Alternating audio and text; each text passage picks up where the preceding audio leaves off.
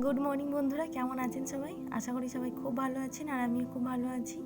আর এখন থেকে আপনাদের সকলকে সাথে নিয়ে ভিডিওটি শুরু করছি। চলে এসেছি বাড়ির পাশাপাশি একটি মার্কেটে, যেখানে দৈনন্দিন জীবনের প্রত্যেকটা জিনিস আমি এখান থেকে নিয়ে যাই। আর আজকে নিতে এসেছি কলসি।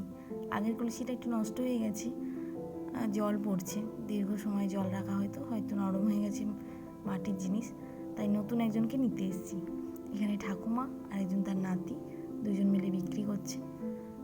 একটি কলসি আর তার ঢাকনা কেনা হয়ে গেছে অলরেডি। এখানে কলসির ব্যবহারটা এত পরিমাণে, মানুষের বাড়িতে ফ্রিজ থাকা সত্ত্বেও মানুষ কিন্তু প্রত্যেকের বাড়িতে কিন্তু কলসিটা পাবেন। কলসি ব্যবহৃতটা প্রচণ্ড পরিমাণে। কলসিতে জল খেতে তারা হয়তো অবশ্যই ভালোবাসে, সেটাও হতে পারে। তাই প্রত্যেকের ঘরেই কলসির ব্যবহারটা দেখতে পাবেন। গরমকালে এমনিতেও আপনার ফ্রিজের জলের থেকে কলসির জলের মিষ্টতা কিন্তু খুব সুন্দর লাগে। নিয়ে নিচ্ছি। আর এগুলো আমি আগের দিন এনেছিলাম খেজুর। এখানকার খেজুর হয়তো ভাবলাম খুবই ভালো হবে।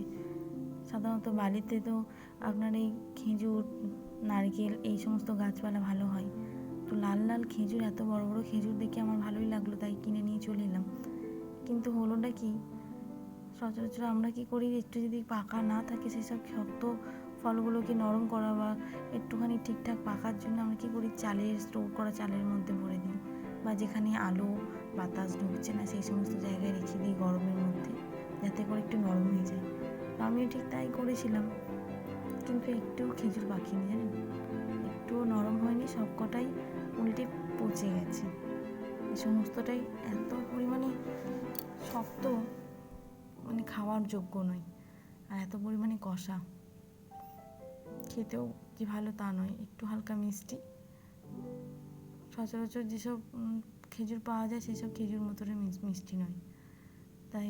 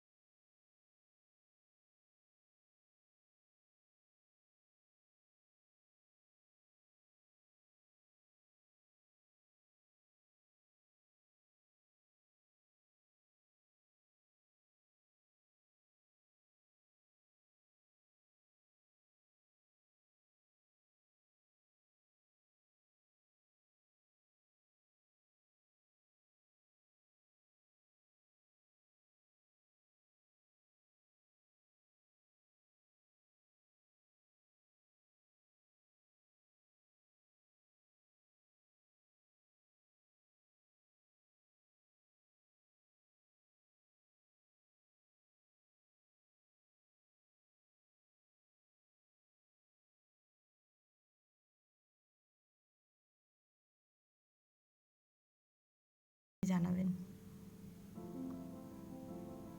এটিকে নিয়ে আসার পর এটি এবার একদম আলাদা হয়ে গেল, জানেন।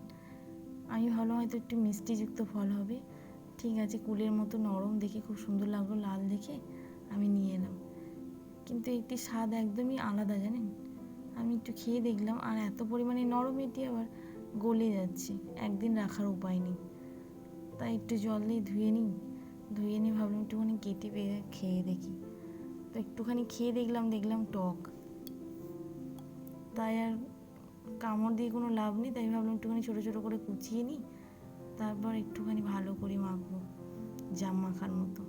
নুন, লঙ্কা আর একটু ভাজা মশলা দেবো, গোটা ধনে, গোটা জিরে আর একটু শুকনো লঙ্কা শুকনো তাওয়ার মধ্যে নেড়ে নিয়েছি। এবার একটুখানি সেটাকে হামল দিস্তি দিয়ে ভালো করে মশলাটি বেটে নিয়েছি। সেই সমস্ত মশলা, একটু গোটা গোলমরিচ, একটু গুঁড়ো লঙ্কা, নুন, হালকা সর্ষের তেল দিয়ে ভালো করে মাখবো, দেখি কেমন খেতে লাগে। এত নরম, দেখতেও বেশ খুব সুন্দর, বলুন, লোভনীয় বেশ। কিন্তু টক হবে আমি এটা বুঝতে পারিনি, ভেবেছিলাম হালকা একটু মিষ্টি হবে, তাহলে খেতে হয়তো ভালো লাগবে। তো এত পরিমাণে টক পুরোটা খাওয়াও কিন্তু খুব মুশকিল।